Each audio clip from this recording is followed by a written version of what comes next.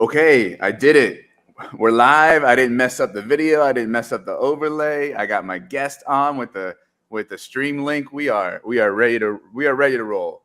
Welcome to the Dynasty 365 podcast, the Dynasty Fantasy Football podcast for fantasyinframes.com, the mothership. You can also follow the brand at Fantasy in Frames on Twitter. Please be sure to subscribe, rate, review. It helps us a lot. Speaking of, if I had like really high, super quality production, and if Jorge wasn't stuck in traffic and could maybe do like the sound drops, I maybe would lower the lights and have a little Teddy Pendergrass or Barry White going. And I'd say that I'm dedicating this episode to my friend Chelsea Awesome on the Apple Podcast review. She knows why I'm dedicating it to her. Hello, Chelsea. Hello. Apparently my voice is hot. Who knows? All right. But shout out, Chelsea. Thank you for being on a fan and for following us and for, of course, doing what we ask and subscribe, rate, and review. Without further ado, let me introduce tonight's guest who is wearing a hat, but wears many hats in the content creation world, websites and podcasts and Twitters. And Jeff Bell. Jeff, how you doing? Fantastic, Brian. Thank you so much for having me on. You know, we've been talking about doing this for a couple months, and I'm so glad that we were able to find some time to work it out. I'm doing fantastic. You know, Tuesday night, I do a couple of my shows on Tuesday night, so I'm ready to go. I'm ready in that mood and that mindset. And so grateful and thankful, and I'm ready, man. Right on. And do you want to tell folks about those shows and where they can find your work and your Twitter and all that? Yeah, absolutely. So you can find me on Twitter at For Whom J Bell Tolls. I'm usually trying to have a lot of fun. So if you see anything coming out of me, it is in the best intentions always. And so don't get offended or anything like that. But plenty of people do. But I always keep it clean, so that's important. But you can find my work with FootballGuys. That's where most of my work is going to be. My articles are going up there. My rankings are going up there. I'm the Dynasty lead over at FootballGuys, actually. So I'm doing a lot behind the scenes, a lot of planning that goes into that, a lot of orchestrating and moving people around where they need to be.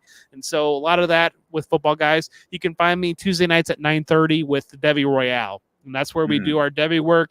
We've got a Patreon. We've got a couple guides that are available up there where we have a Discord that you can hop in, ask us any Devy questions that you might have, and check out that show Tuesday night, 9:30. You can find it on all your podcast networks, the Devy Royale there. And then Tuesday nights, I like to have fun with my friends too. We do a 7 o'clock coming off the edge, and we just kind of have no plan, rhyme, or reason on that show. We just hang out and talk about whatever might be pertinent at the time. And so that's more of a, it's harder to find. We just do it on Twitter. We don't push it to any podcast or anything like that. But you can find that Tuesday nights at 7 o'clock, usually floating around the Twitter sphere. That would be 7 o'clock Pacific. Eastern time. So Eastern. Oh, so you've done one already, and now you're going on to the other one. Yeah. Oh, yep. Okay. Look at you. Yeah, I'm right in the middle, right in a pocket right now. Yes. So all right. You're also talking to a Dynasty lead. Nice. Over here at our brand, and part of that is of course booking guests. And I wanted to get you on because we are of course doing a Devy 101, and you're one of the many folks who makes Devy easy for me. But before we do, you did mention FootballGuys, and can we just touch Wonder Twins about Brevin Jordan real quick? Because I, just have a Dynasty Target article coming out about Brevin Jordan, and I referenced your FootballGuys article there. And so I feel smart when people who I think are smart agree with me. You're probably not as high on him as I am. My love is irrational, but really appreciate the support. See, I have him, I think maybe like tight end 17 or 18 like that in my Dynasty rankings. I actually just drafted him in the startup that I'm finishing right now. So I took him there. It's a 16-team league, and I got him and Evan Ingram, and kind of I waited on tight end. So that was my plan there. But I am high on him. Yeah, and I don't know what article you're referencing. I kind of dove in and looked at the new coaching changes, new schemes that you might see. And I think he's in a great position to succeed. The Texans, we made it through free agency, we made it through the draft, and they really didn't add any sort of competition whatsoever for him. He seemed to have some chemistry with Davis Mills at the end of last year. And so I think it can really take off from there. Kevin Coleman, my co-host on the Devy Royale, is the biggest Brevin Jordan truther that I know. So shout out to Kevin, and he absolutely loves Brevin Jordan. And so he's talked me into taking him in a couple of drafts that I've been, but I am high on him. And I think that he's kind of falling outside of that pocket of, like the Irv Smith, the Cole Kmet. You can kind of get him later in your dynasty drafts and for a lower buy-in. And I don't really know why is that later, because he's flashed as a rookie. And anytime you get a rookie out there at tight end position, especially that flashes, that's something that you need to pay attention to. Are you hearing this, people? Are you hearing this? I'm not crazy. Now, I am kind of the conductor of the hype train, and maybe Kevin is more than me. I gotta look into that. I've got him up at 12 just because I'm just planting a flag, Yeah. But yeah, no, I agree with everything you said. His DLF positional ADP is tight end 28, which I think is like criminal. So you could probably get him, not have to reach at all in a startup. But we are here for the Devy 101 episode. Like I said, you wear many hats, and one of them is one of my go-to people for Devy info. So you were on a Fantasy and Frames podcast a while back that I sat in on, and you had a certain definition for Devy that I've never heard before. So if someone was to ask you, hey Jeff, what is Devy? How would you define it? What would be your answer?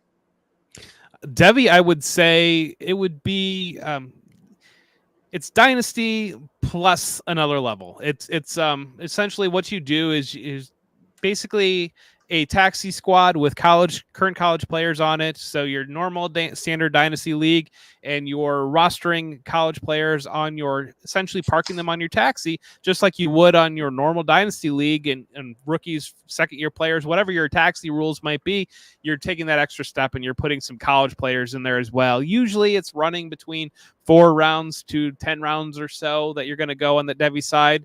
And then you're also going to have a supplemental. You're still going to have your rookie draft, but you can also have a Devy draft. So you can add 2 more drafts into your typical Dynasty league. But that's, and I apologize if the frame of reference is skipping my mind that you had in mind. That was a minute ago. So I'd be happy to throw it back out there and hear what I said back then.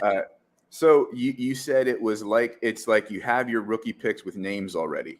Yeah, absolutely. You said before, right? So instead of the 4-round rookie draft, you already have, those folks in your sort of minor leagues, your taxi, your waiting room, so to speak.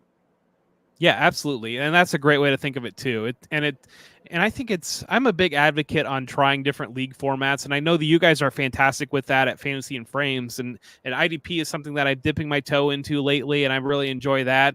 But even if you just play in one Devy league, it can change and if you're a big Dynasty player, you're in several Dynasty leagues, just the exposure to one league can really open up your eyes and kind of allow you to have some player evaluations on those.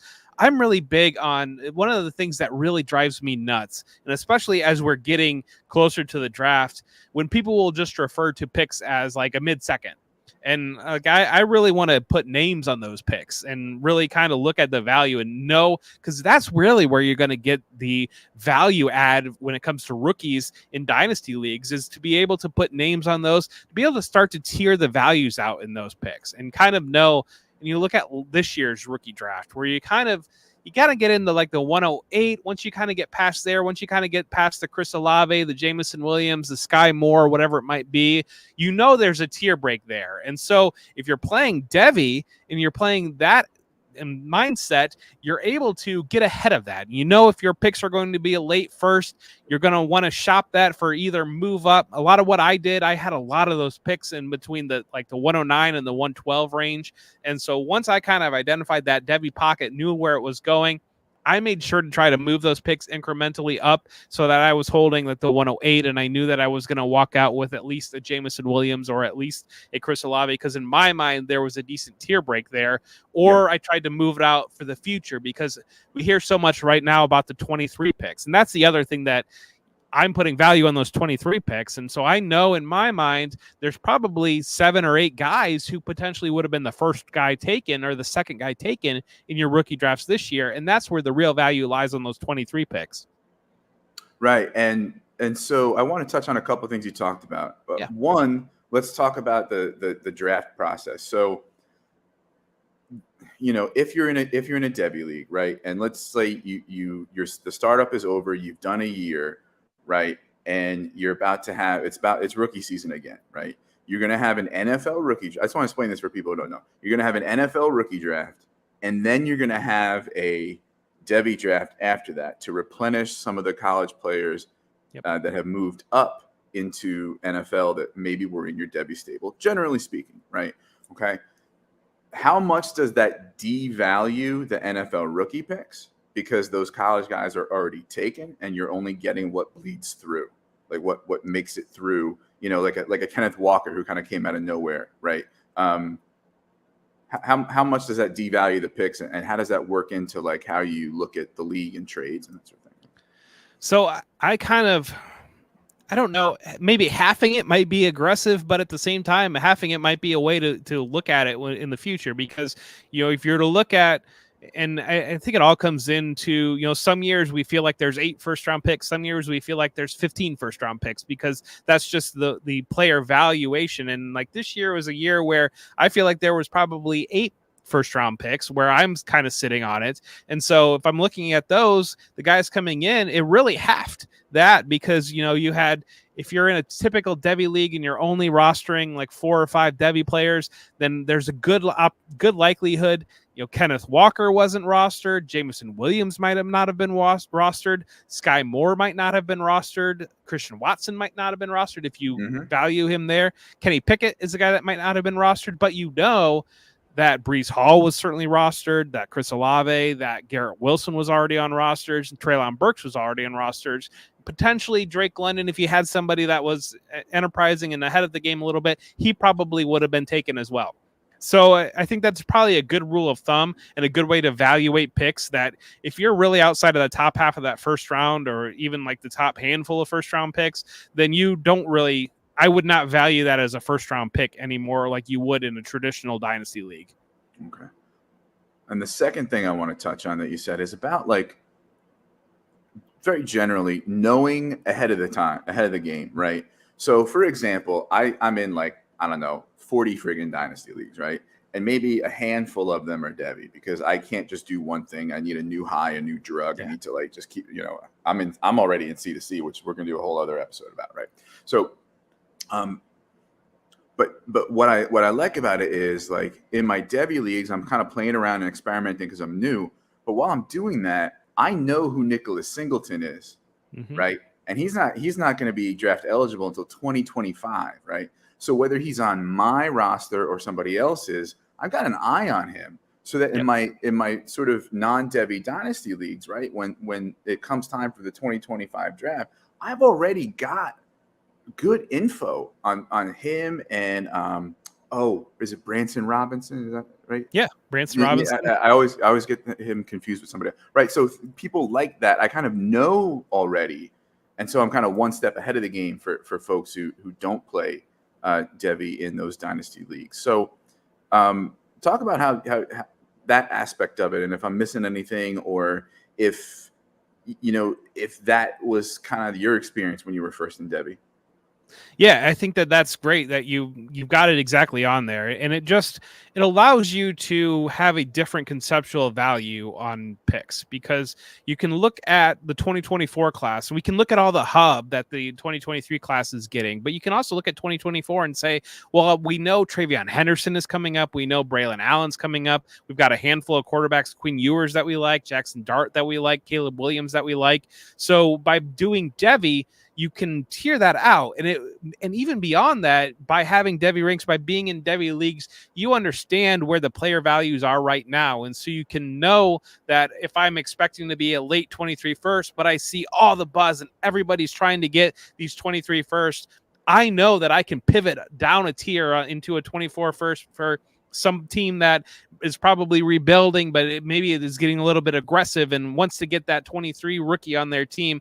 And I know that I can pivot and get a still value out of that 24 first, because I know that gives me a ticket into Travion Henderson, or gives me a ticket into Braylon Allen. And so that is a absolutely a layer. But even then, it just adds an element to when you're watching college football, and that's the biggest thing. If you're a football fan and you love watching college football, and you're playing in Dynasty already, there's really no reason for you not to be in a Devy league, because you're already watching it on Saturday, and you're seeing, and you know what to expect. You're not flipping on maybe Auburn is playing Vanderbilt, and that's the game that's on, and you're like, well, normally I'm like, I don't know what I'm going to watch in this, but you flip it on, you're like, I know that I'm going to watch Tank Bigsby. And so that's where I think that it just adds that element that if you are a football fan through and through and you're watching college football regularly anyways, there's really no reason not to. And I think that there's a lot of overlap, I feel like, with IDP too, because IDP is kind of its own thing, but so many people are hesitant to step into Devy, but they might be watching college already, but they're hesitant to do IDP. But the reality of it is, it's like you already know Aaron Donald's good. It's like one of those things where you don't even know Darius Leonard's good. And so a lot of that hesitation, people are afraid to try new things, but then you step into it and you realize that you maybe know more than what you realized that you did. And one thing I'm thinking as we talk here is, for folks who really love the strategy of things, right? Anytime you add more wrinkles and variables, you're adding to the strategy, right? So, I shy away from certain things like vampires and zombies and whatever's going on with that. I know, John Bosch's eliminators have some very exotic things going on, right? And I kind of get overwhelmed by that. But I've found that the variables with Devy and the added strategy there, I can handle a little bit. So Gator J, friend of the show, says that his Devy league is a combo draft. So that means that at the end of the season, the NFL rookies, so say who weren't rostered, so say a Kenneth Walker, and college players are in the same pool. Any advice for that type of draft? Go for the known assets more so probably than, and I understand you might want to roll the dice on the hot rookie, that they're the hot freshman that's coming in. And I can understand that and respect that.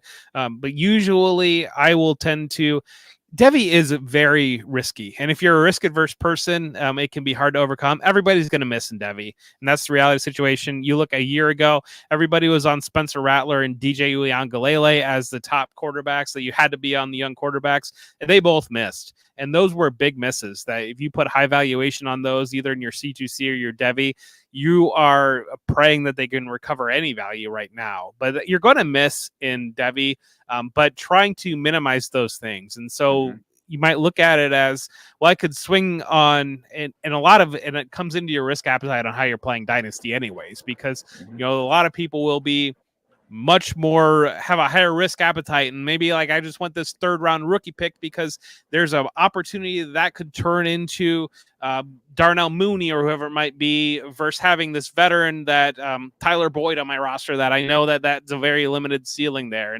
And people are always dealing and weighing that risk appetite. But Devy, you're going to miss, you're going to have big misses. But at the same time, if I can have a guy like Kenneth Walker that I know that he got 40th overall draft capital, and he's landing in a situation that I know Seattle wants to run the ball, and yeah, their offense might be down, but there's that built in there. So those, you're going to default and take those guys before, at least that's my mindset, because I've got some level of certainty built in there. And then once I'm kind of past there, then I'll go for the bigger swings on the freshmen that are coming in and the higher rated guys. But we see college guys miss all the time, and we see NFL rookies miss all the time. And that's the other thing too. We see first round picks miss all the time, and first round dynasty picks, even if you're just having a rookie draft, those miss. So Devy is multiplying your risk factor there, but as much certainty as you can possibly find is kind of how I like to go. Usually when I'm playing Devy, I will, especially with freshmen, I will defer to the Alabamas, the Ohio States, just because, I'll go to that versus less of like 24/7 rankings might be, or less of what somebody's analysis might be, or my own personal analysis. I usually start out and build those on top there, just because I feel better about what those programs are going to produce. I feel a lot better about Ohio State wide receiver or Georgia running back. And just kind of, I trust their evaluations as much in the process more than I would trust my own. Good point. And it gives you an opportunity to zag when others are zigging or zigging when others zag. It's been my Yeah. experience in Devy and C2C that a lot of the folks are college football heads or like really into college football, which I'm not. And they really love it's like rookie fever Yeah. times 10. They really overvalue the prospects and the college assets. So that in a combined draft, Gator gives me an opportunity to say, okay, come to me, baby. Let them fall. Let those people that are a little more certain fall to me later while people are chasing quarterbacks that aren't going to be out till 2025. And I find though that trades can be frustrating with folks like that. The valuations are way off. Way off meaning like how I see things and they see things. So what would be your advice in a Devy league when you're trying to make trades that now involves not only picks, NFL picks, but the Devy players and the Devy picks? How do you navigate all that mixed valuation? There seems to be less of a consensus than in just regular Dynasty. Yeah, there's absolutely less of a consensus in Devy. There's really no consensus, and there's some. It kind of trends towards, and like everybody consensus. Bijan Robinson is consensus running back 1. I'm a little bit higher on Travion Henderson, but that is apples and oranges there. But yeah, there's lack of consensus, so it's really comes down to. It can be more frustrating, but trading is understanding who you're working with is going to be the biggest thing. And that's at any level. If you're playing in a redraft league or if you're playing in a dynasty league, understanding who you're working with. And I think that there's so many multifaceted layers of trading because sometimes it will be I'm trying to target a guy that I think is going to explode, and I'm trying and I might have to overpay for that because usually the consensus is higher on those type of players and they're a little bit buzzier. Or you might have I'm just trying to get off this asset because I think that the value is going to tank and I'm trying to get anything I possibly can there.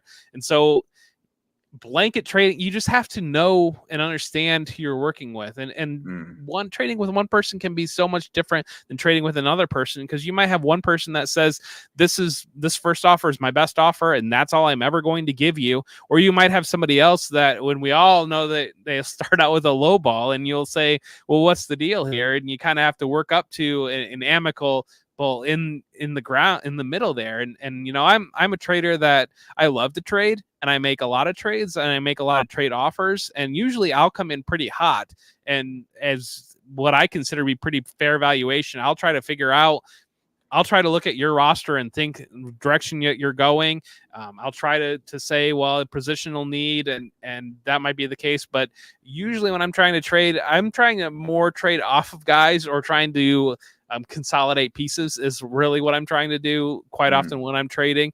But I'll come in hot with a strong offer, and I'm not going to mess around. I'm going to waste somebody's time.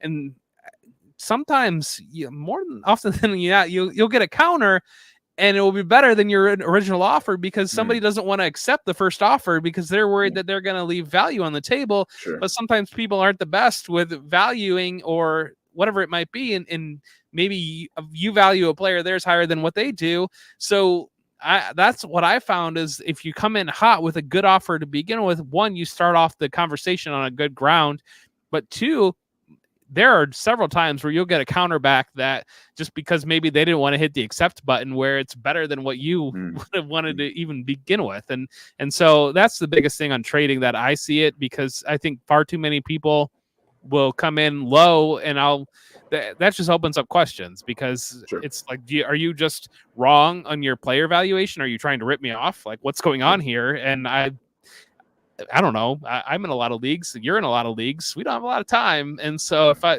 get somebody that's going to waste time, I just don't have time for that. Oh my gosh. If Jorge is listening right now, he knows that my heart is melting. I need to do a whole episode on trade etiquette. Yeah. With 60% of it being stop with the had to try, shoot your shot first offers. But we'll get to that in another episode. So say I'm a first time Devy player. What's some advice that you have? We've talked a little bit about this sort of thing, but any other advice that you have about okay, I want to get into Devy. where do I start? Join the Devy Royale Patreon and ask us questions. I mean, we have a Devy manifesto that we go through. It's full of lists and it's full of team breakdowns for every single team that you could possibly in the Power Five. We haven't gone to the G5 yet, but I would start with the Power Five. I would start again. I would defer to the Ohio States, the Alabamas, because they have better talent eyes than we do, and they have a known history of producing NFL players, and the evaluation on those guys are just going to carry through. And so those are the first places I would start. There's so many good resources out in the community though. And Devy Marketplace has a free Discord that you can join, and they're very active and very helpful in there. Campus to Canton is fantastic. They have a great product, and that they've got different tiers in there. If you're playing college fantasy, or if you're playing the full blown Campus to Canton, or if you're doing Devy, there's everything that you could possibly need and want there. There's great resources in the community. Being on Twitter is probably the first place that I would start, because there's so many people out there that you can ask questions, that you can get help from. But yeah, those was where I would start, and just kind of understanding. And then you can really take it however far you want to take it. You know, if you want to be a scout on your own and make your own Devy rankings and watch all the college tape and kind of build your own in there, that's fine. Or if you just want to kind of live off the consensus that you can find or some advice, like that's fine too. It's really make it what you want, but it's just try it. That's the biggest thing. And I think that there's, I mean, time is valuable and it can be hard to manage everything. And that can be a barrier for people to get involved with things. Sure. But at the same time, like I started the show, just playing in one Devy league can change your mindset and eye on understanding your other dynasty leagues that you're in and understanding how to value picks. And just doing one of them can create that value that you can carry through to use in your other leagues, that maybe your league of record or your favorite leagues, and maybe your Devy league's not your favorite league, but you're learning by doing it. And so much of it is learning and getting that exposure. Okay. Great stuff. And I know you have limited time, so I'm going to hit on like 2 or 3 more things, and we'll get you off to Devy Royale, 9:30 Eastern streaming. So Jorge here saying that we are brothers from another mother on the whole trade stuff. Maybe when we do our trade etiquette episode, we'll have you back. And Gator, of course, agreeing that we are twinsing. So I don't know that anybody's ever been flattered by twinning with me, but here we are. So I think there's kind of like 3 things I want to go with, but let's talk about, you talked already about college football, right? Yeah. And also let's combine that with all the great resources and brands you mentioned. Yep. I contend, as somebody who is super busy 7 days a week, fantasy content, my teaching job, political stuff I do, like 7 days a week, I got something going on, right? Yeah.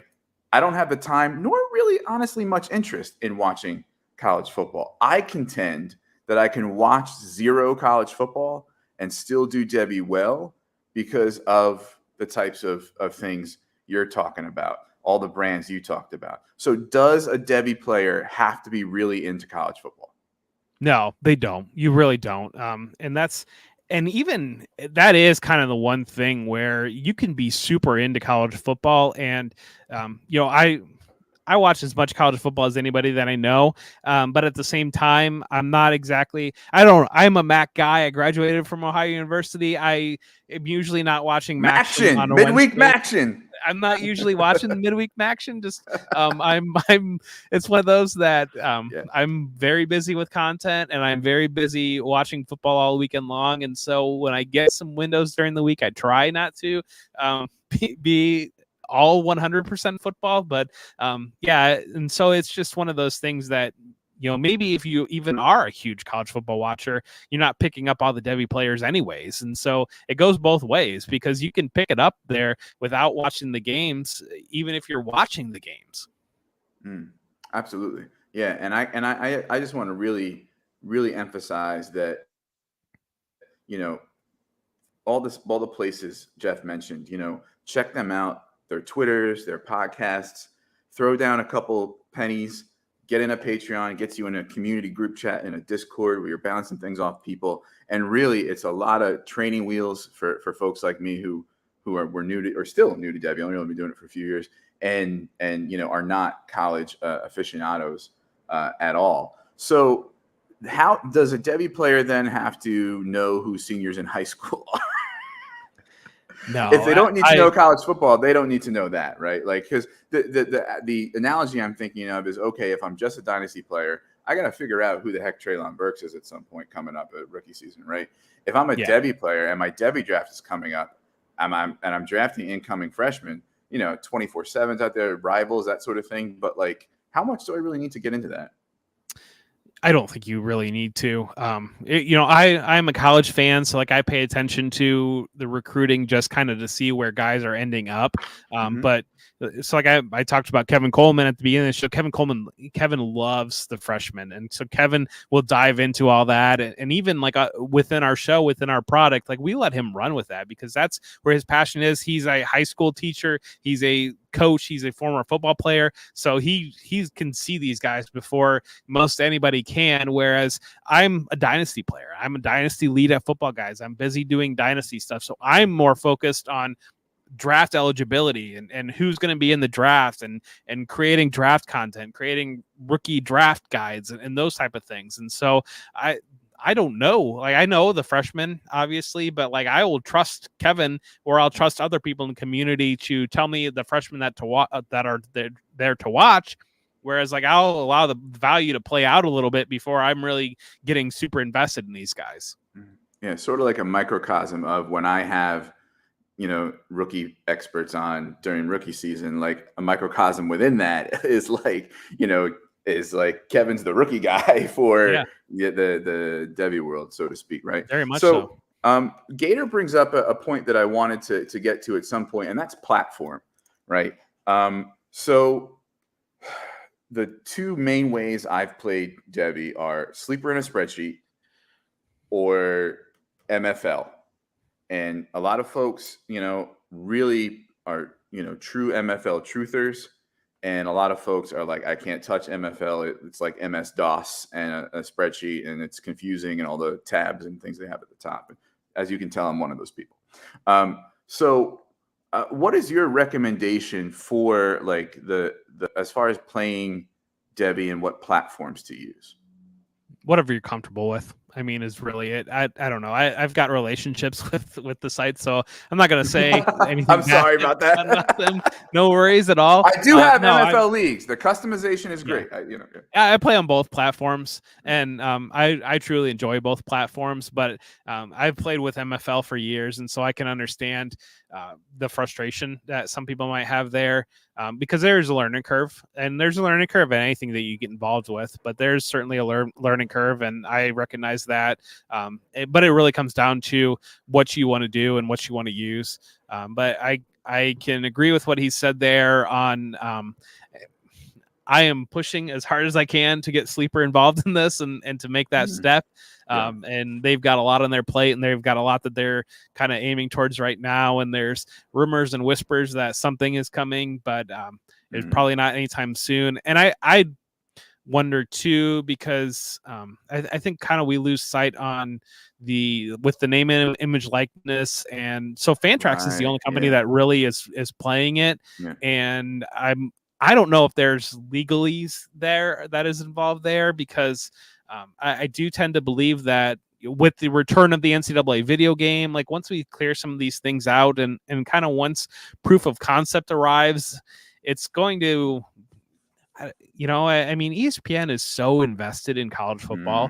And if you watch college football, ESPN is so invested. If you watch ESPN, ESPN is so invested in college football. And so I would have to believe we get to some point in the future where ESPN is hosting college fantasy leagues, because there's so much money involved in college football for them already. And we know that obviously there's money for fantasy football in ESPN. And so I think we are still at the very, very beginning of where I think all this is going to end up. And the way that, Gator mentions the transfer portal with name, image, likeness coming in, like there are so many changes that are just are already turning this on its head. And so I would just have to believe that we're going to get to a point where it's just mainstream, that You know, I talk to people that live in Knoxville, or I talk to people that live in the heart of SEC country, and I live in Columbus, Ohio, so I'm the heart of Ohio State country, and I know the interest level in college football in those areas, and I know that these people play fantasy football too.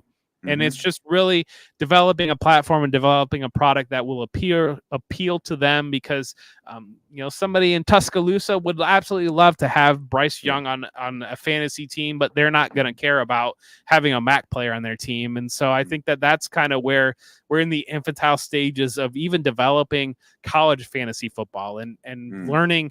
And that's one of the big things that we've emphasized at the Devy Royale is accessibility and allowing this to be playable by more people. And so we started a league this year where it's a C2C league, but we call it a Royale league because we only do Power 5 on the college side. So you're not because that splits it in half immediately. That splits the player pool in half immediately, because you know, there's 130 schools, but it's about 60 that are Power 5 and about 60 that are G5. And so by taking that G5 out completely, one, we increase the value on the rookie draft again on the Dynasty side, which makes it a little bit more fun. But two, we cut that player pool in half that you need to worry about in Power 5. And so really that's where we're kind of trying to drive towards and making something accessible. And even then, the feedback that we got, it was just for somebody stepping in, it was very difficult because you're still going 30 rounds deep. And, you know, we love and we live, breathe NFL football, but you know, you get some people that in the 30th round of a dynasty startup, they don't know what direction to go. And that's somebody that could be talking about NFL football all the time. All right. So we're going to get Jeff off to Royale here in a second. I just want to decode a few things for folks who are really new to this. So when someone says C2C, they mean campus to Canton, which is where you have a complete college fantasy team earning points throughout the year and an NFL team earning points throughout the year. You do have a rookie draft. You do have a college, pretty much freshman draft, right? But they're earning points, whereas Devy, they don't. A lot of the college side of things is hosted on the site that he mentioned called Fantrax. I've been told that they can do the things with the names and likenesses because they're Canadian and not subject to what's going on in the U.S. So I don't know if that adds a wrinkle to it or not. And yes, those drafts are deep, and we're probably going to do a whole other episode on C2C at some point. Also, Campus to Canton is a brand, so it's a format, and it's a brand that is very good at giving you information on that format. So just in case some folks are confused and they're sort of just, you know, vanilla Dynasty, so to speak, and aren't into any of this stuff, just wanted to do a glossary of terms there for them. Well, Jeff, I really appreciate you spending some time with us. Like I said, as I've told you in DMs, I really like a lot of your tweets. They're funny. You bring humility to what you do, and which is unfortunately, I want to say rare, because the knuckleheads kind of stand out, and there's mostly good people. But you know, it's refreshing to see that. So we're gonna land the plane here. So Jeff, some more plugs, or just remind folks where to find you. First off, thank you so much. And if you're following me, you should be following Brian, because he's going to fill your feed with great fantasy insight. You should be following Jorge. You should be following the whole team at Fantasy and Frames. These are really good people, and they create great content and great products. And so thank you for taking the time and for having me on. But again, you can find me on Twitter for whom J Bell tolls. You can find me with FootballGuys.com. Is a little bit of a startup, a website that, you know, we're kind of grassroots, and we our names known a little bit, but we create a lot of great content over there, and it's a great team, and I'm just so thankful to be involved there. And then you can find me at the Devy Royale, our Discord, our Patreon. You can find us on Tuesday nights at 9:30. You can find us in your Apple feed. And then if you just want to have some fun and come hang out, please check out Coming Off the Edge, 7:00 on Tuesday nights. Awesome. Thanks so much. And Gator J here, of course, agrees that he loves He's a good dude. Your Twitter. I've had some interaction with him, and he's a good guy. He's really great. Yeah. So as far as Me, you can find me on Twitter at @ffjunkie_ and follow me like Jeff told you to. I do a lot of Dynasty content, and you'll see me write articles on Fantasy and Frames, like the Brevin Jordan Dynasty Target article that just came out. I got a few more in the pipeline. Two of them happen to be Mills and Nico Collins too. People think I'm a Texans fan for that reason, or I get joked about it, but I'm not. I just, I'm smart. And there's a whole other, a group of articles coming out too. We have IDP as part of those Dynasty Target articles. So you can find anything you need, redraft, IDP, Dynasty, etc., DFS now on fantasyandframes.com. On Thursday, 8 p.m. Eastern, Shoot the Gap, our IDP podcast. It's new. That'll be streaming. And as we land the plane in the offseason and head towards 2022, you're going to see Daily Fix come back. They were with you on Super Bowl night, and they're going to be with you for DFS. And, of course, the mothership, flagship podcast, Fourth and Frames, on Wednesdays. You can follow Fantasy and Frames on Twitter at Fantasy and Frames. You can follow this show on Twitter at Dynasty365 Pod. And to Chelsea Awesome and all my groupies, thanks for watching. Thanks for listening. If you're just on auto, have a good night. Just on audio. Have a good night. All right, let me work these overlays here. Jorge's like cringing right now because there's dead air time and I'm trying to find the right video.